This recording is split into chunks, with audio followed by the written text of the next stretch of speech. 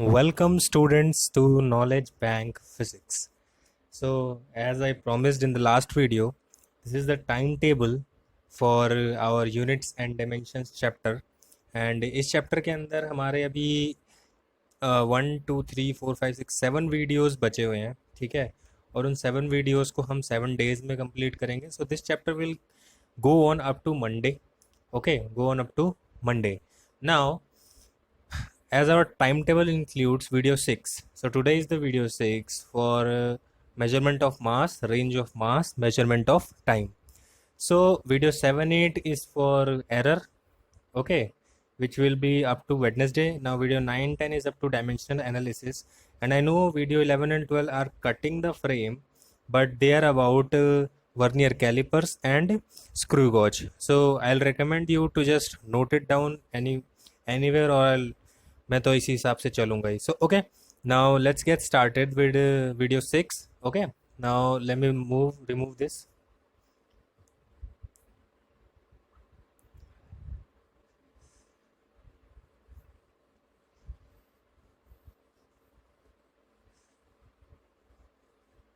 So guys, आज का video हमारा measurement of mass, range of mass और मेजरमेंट ऑफ टाइम को लेकर है, ठीक है.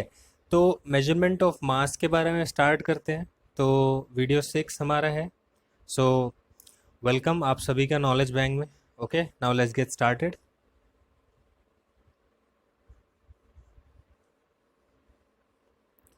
तो सबसे पहले हम स्टार्ट करेंगे मेजरमेंट ऑफ मास से. कहाँ से?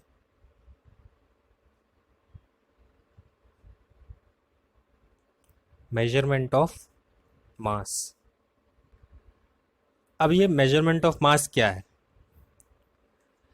मास को मेजर करना. मास एक्चुअल में है क्या, पहले ये बात समझ लेते हैं, ठीक है.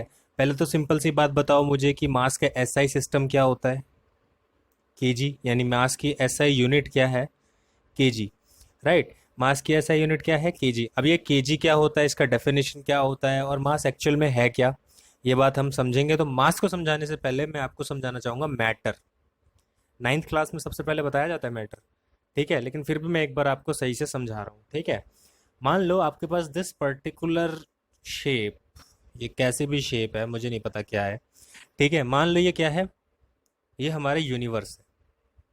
ये हमारा यूनिवर्स है, ठीक है. ये हमारा क्या है? यूनिवर्स है. ये हमारी बाउंड्रीज है, इसके अलावा कुछ नहीं है, ठीक है. This is universe. यूनिवर्स यानी ऐसी चीज, चीज तो बोलना बेकार ही होगा. यूनिवर्स यानी अनलिमिटेड, जो हमारी बाउंड्रीज को डिफाइन करता हो, दैट इज यूनिवर्स, ठीक है. ये हमारी बाउंड्रीज है, ये हमारा यूनिवर्स है, ठीक है. इस यूनिवर्स के अंदर मिलने वाली हर वो चीज, एवरीथिंग, ठीक है, हर एक चीज जिसके पास क्या है? सबसे पहली चीज मास, ठीक है. और दूसरी चीज वो क्या कर रहा है? ऑक्यूपाई कर रहा है स्पेस को, यानी कुछ ना कुछ स्पेस ऑक्यूपाई कर रहा है यूनिवर्स में. फॉर एग्जांपल मान लो ये अर्थ है या ये सन है, ठीक है. तो ये इनके पास कुछ ना कुछ मास होना चाहिए और ये स्पेस ऑक्यूपाई करने चाहिए, तभी ये मैटर माने जाएंगे. समझ में आया? इनके पास कुछ ना कुछ मास होना चाहिए और ये स्पेस ऑक्यूपाई करना चाहिए, तभी ये मैटर माने जाएंगे, ठीक है. तो मास यानी कोई भी चीज होनी चाहिए इसके पास, कोई भी सब्सटेंस होना चाहिए जिससे ये मिलके बना हो, और ये स्पेस ऑक्यूपाई करना चाहिए. तो अर्थ एक बहुत बड़ा स्पेस ऑक्यूपाई कर रहा है यूनिवर्स का. यूनिवर्स के हिसाब से तो बहुत छोटा है, हमारे हिसाब से बहुत बड़ा स्पेस ऑक्यूपाई कर रहा है. तो 100% दैट अर्थ इज मैटर. इन दोनों में से कोई एक कंडीशन भी फॉलो होगी तभी चलेगा. ओके, मास होना चाहिए और स्पेस ऑक्यूपाई करना. चलो मैं आपसे सिंपल सी बात पूछता हूँ, चलो बताओ फीलिंग्स, क्या फीलिंग्स मैटर है? क्या ये स्पेस ऑक्यूपाई कर रही है यूनिवर्स का? जी नहीं. क्या इनके पास मास है? जी नहीं. क्या मेरे पास जो कार है वो मैटर है? जी हाँ, इसके पास मास है plus it is occupying space, ठीक है. सो इतनी बात समझ में आ गई. तो मास क्या होता है? Anything in this universe. पहली बात तो उसका मैटर होना कंपलसरी है, ठीक है, वो मैटर होनी चाहिए, ठीक है. अब मास है अमाउंट ऑफ सब्सटेंस.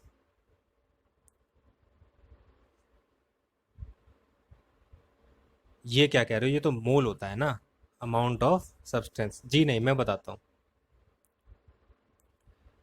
मान लो ये क्या है? एक ब्लॉक है.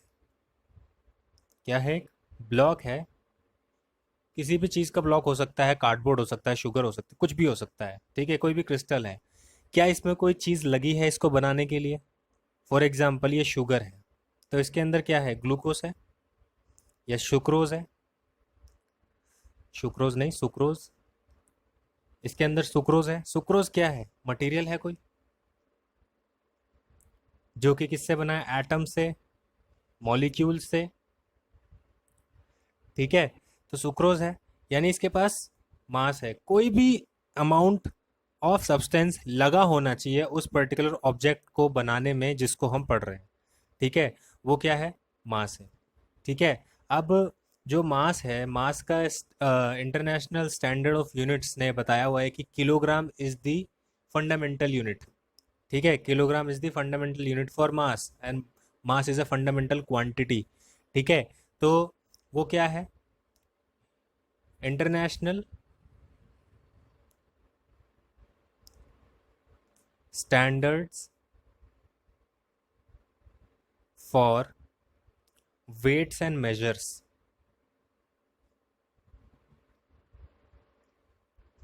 इन्होंने एक पर्टिकुलर मास को प्रोटोटाइप बना दिया। क्या बना दिया, प्रोटोटाइप, कि ओवल ऑल अराउंड वर्ल्ड इस प्रोटोटाइप के इक्वल जिस किसी का भी मास होगा वो होगा 1 kg, ठीक है। ऐसा ही एक प्रोटोटाइप हमारे पास नेशनल फिजिकल लेबोरेटरी दिल्ली में भी रखा हुआ है। क्या इतनी बात क्लियर हो गई? So what is measurement of mass, जिसका एसआई केजी हो। International standard for weights and measures में एक प्रोटोटाइप रखा हुआ है जिसको हम 1 kg कहते हैं, और नेशनल फिजिकल लेबोरेटरी दिल्ली में भी इसका एक प्रोटोटाइप हमारे पास रखा है, जो कि एग्जैक्टली सिमिलर नहीं है, बट हाँ उसका मास बिल्कुल सिमिलर है। क्या इतनी बात क्लियर हो गई? Now let's move on to measurement, कि हम मास को मेजर कैसे करते हैं, ठीक है। मास को मेजर करने के सिंपल हैं। अगर हमारे पास नॉर्मल ऑब्जेक्ट्स हैं जिनका मास हमें मेजर करना है, नॉर्मल ऑब्जेक्ट्स, नॉर्मल ऑब्जेक्ट्स में कुछ भी हो सकता है। फॉर एग्जांपल उनके लिए हम यूज़ करते हैं वेट बैलेंस। वेट बैलेंस, एक बात ध्यान रखनी चाहिए आपको कि weight and mass are different, right. Weight is mass into gravity, ठीक है, जो हम आगे पढ़ेंगे, mass into gravity, and mass is a different thing, okay. So weight is actually nothing but acceleration, ठीक है, एक्सेलरेशन है उस मास का जो अर्थ की तरफ अपने आप को खींच रहा है, ओके। वो क्यों खींच रहा है, just because of gravitational force, ठीक है। ये बात हम 8th चैप्टर में और अच्छे से पढ़ेंगे, ग्रेविटेशनल फोर्स, ओके। तो अभी के लिए इतना समझ लो, what is difference between mass and weight. Mass is amount of substance and weight is the acceleration due to gravity, जिस वजह से वो मास, पर्टिकुलर मास अर्थ की तरफ पुल किया जा रहा है, ओके। नाउ नॉर्मल ऑब्जेक्ट्स के लिए हम वेट बैलेंस का इस्तेमाल करते हैं, जिसे हम तराजू कहते हैं, ठीक है। और अगर हमारे पास बहुत छोटा हो, ठीक है, वेरी स्मॉल ऑब्जेक्ट्स हो,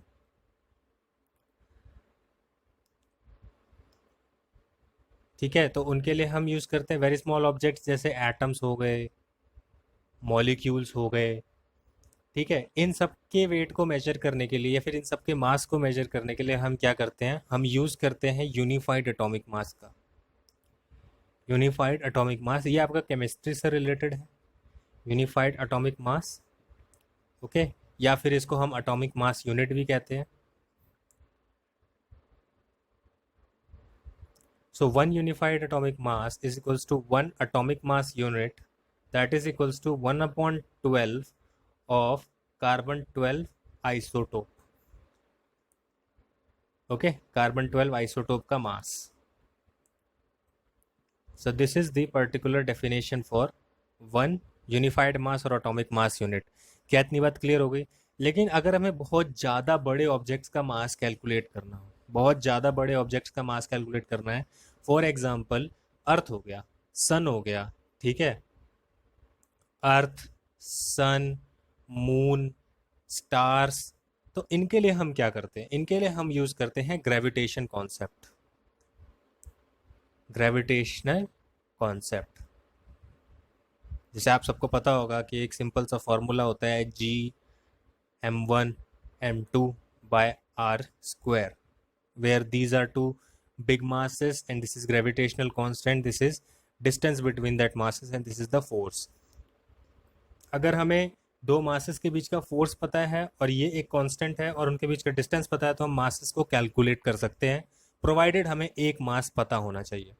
okay, so this is the simple concept. इसके बेसिस पे हम बहुत बड़े बड़े मासेस को भी कैलकुलेट कर लेते हैं. Now let's move on to range of masses.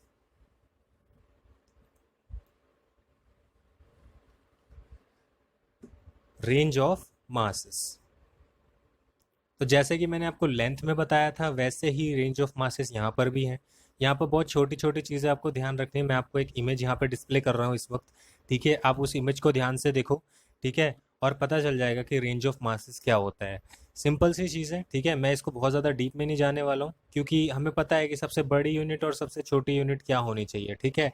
तो वो आप इस इमेज के साथ टैली कर सकते हो. Now I am going to move on to measurement of time.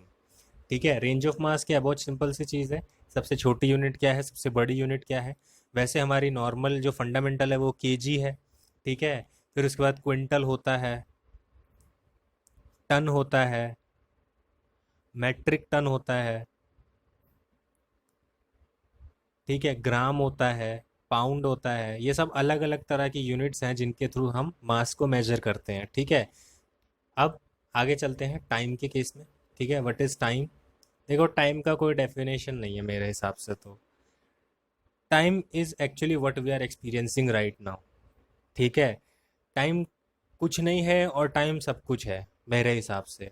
Time is everything और टाइम इज़ नथिंग, ठीक है. टाइम का कोई डेफिनेशन नहीं है और मुझे नहीं लगता कि किसी ने बहुत अच्छे से टाइम को डिफाइन किया हो, ठीक है. स्पेस है तो टाइम है, ठीक है, और स्पेस नहीं है तो टाइम नहीं है, ठीक है. तो इतनी बात क्लियरली समझ लो कि मेरे हिसाब से टाइम का कोई डेफिनेशन नहीं है, इसलिए मैं यहाँ तो कोई डेफिनेशन नहीं बताने वाला आप लोगों को. हाँ, एनसीईआरटी में लिखी होगी तो आप उसको एक बार एनसीईआरटी से समझ सकते हो, ठीक है. नाउ टाइम का एसआई यूनिट क्या है? सेकंड. एक सेकंड को किस तरह डिफाइन किया जाता है? एक सेकंड को हमेशा मेजर करने के लिए हम यूज़ करते हैं एटॉमिक क्लॉक. टाइम को मेजर करने के लिए तो हमें 100% क्लॉक चाहिए. क्या चाहिए? क्लॉक, ठीक है. तो एक सेकंड को मेजर करने के लिए हमें क्या चाहिए? एटॉमिक क्लॉक, ठीक है. एटॉमिक क्लॉक कह सकते हो या सीजियम क्लॉक कह सकते हो. और सीजियम में भी कौन सा एटम? सीजियम 133. यहाँ पर क्या होता है? रेडिएशंस होती हैं, ठीक है, जो दो हाइपरफाइन लेवल्स पे पास करती हैं, ठीक है, जिसको हम मेजर करते हैं एक सेकंड के अंदर.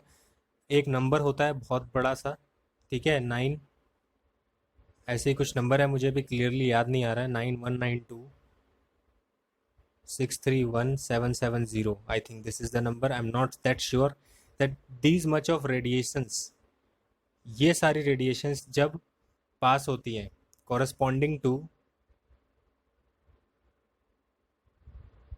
To hyperfine levels.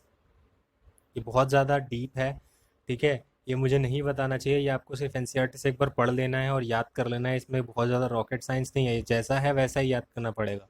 To hyperfine levels, ठीक है.